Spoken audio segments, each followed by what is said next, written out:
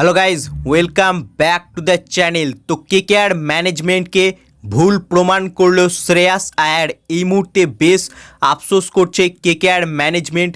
যদি তারা শ্রেয়াসকে ধরে রাখতে পারতো, কারণ শ্রেয়াস আয়ার পরপর 2 বছর দুটি টিমকে ফাইনালে তুললো আইপিএলে, যেটা আইপিএলের ইতিহাসে কোনো ক্যাপ্টেন করতে পারেনি। অর্থাৎ যদি শ্রেয়াস আয়ার ফাইনালে পাঞ্জাব কিংসকে জিতিয়ে দেয় তাহলে কিন্তু রেকর্ড করে দিবে সে, কারণ পরপর 2 বছর দুটো টিমকে চ্যাম্পিয়ন করা কোনো ক্যাপ্টেন আইপিএলে নেই। যেখানে গত বছর কলকাতা নাইট রাইডার্সকে চ্যাম্পিয়ন করেছিল শ্রেয়াস আয়ার এবং এবছর পাঞ্জাব কিংসকে তার অধিনায়কত্বের আন্ডারে ফাইনালে তুলে দিয়েছে। অর্থাৎ যদি ফাইনালে পাঞ্জাব কিংস জিতে যায় তাহলে কিন্তু রেকর্ড করে ফেলবে শ্রেয়াস আয়ার, যে পরপর 2 বছর দুটি ভিন্ন টিমকে ফাইনাল জিতিয়েছে ক্যাপ্টেন হিসেবে শ্রেয়াস আয়ার। যেখানে শ্রেয়াস আয়ার তার আইপিএলে কিন্তু ক্যাপ্টেন্সির উইনিং পার্সেন্টেজ অনেক বেশি রয়েছে এবং 2020 সালে সে দিল্লি ক্যাপিটালসকে ফাইনালে তুলেছিল, 2024 সালে কেকেআরকে এবং এবছর পাঞ্জাব কিংসকে। অর্থাৎ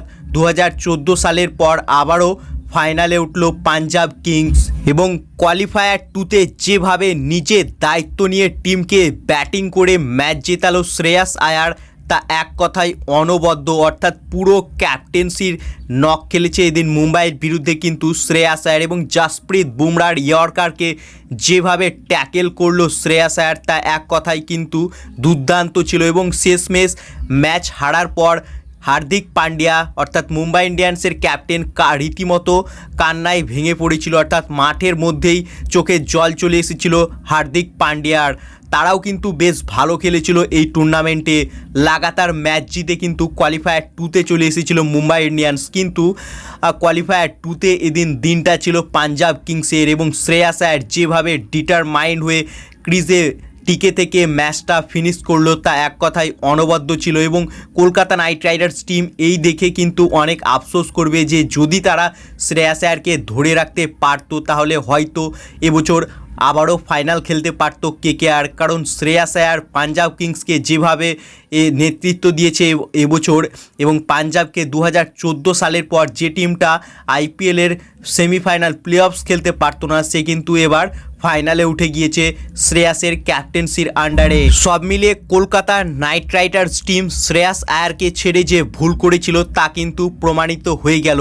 যদি কেকেআর ভেঙ্কাটেশ আয়ারকে যে টাকা দিয়ে কিনেছিল সেই টাকাটা যদি শ্রেয়াসকে অফার করতো তাহলে হয়তো শ্রেয়াস আয়ার কেকেআরে রিটেন হয়ে যেত, কিন্তু কেকেআর ম্যানেজমেন্ট সেটা করেনি এবং তারা যে ভুল করেছিল তা কিন্তু প্রমাণ করে দিল শ্রেয়াস আয়ার পাঞ্জাব কিংসকে ফাইনালে নিয়ে গিয়ে। অর্থাৎ পরপর 2 বছর কিন্তু দুটো টিমকে ফাইনালে নিয়ে গেল শ্রেয়াস আয়ার এবং কেকেআর ম্যানেজমেন্ট এই মুহূর্তে অনেক আফসোস করবে যে যদি তারা শ্রেয়াসকে না ছাড়তো তাহলে হয়তো এবছরও কেকেআর ফাইনাল খেলতে পারতো। বাকি তোমাদের কি মনে হয়, Kolkata Knight Riders team Shreyas আয়ারকে ছেড়ে কি ভুল করেছে? তোমাদের কি মতামত এ বিষয়ে তা কমেন্টে লিখে জানাও। এবং ফাইনাল কোন টিম জয়লাভ করবে, পাঞ্জাব কিংস না রয়্যাল চ্যালেঞ্জার্স ব্যাঙ্গালোর, তা কমেন্টে লিখে জানাও। এবং ভিডিওটি ভালো লাগলে ভিডিওটিকে করো লাইক এবং আইপিএল ও কেকেআর সম্বন্ধে আরও খবর পাওয়ার জন্য চ্যানেলকে করো সাবস্ক্রাইব। ধন্যবাদ।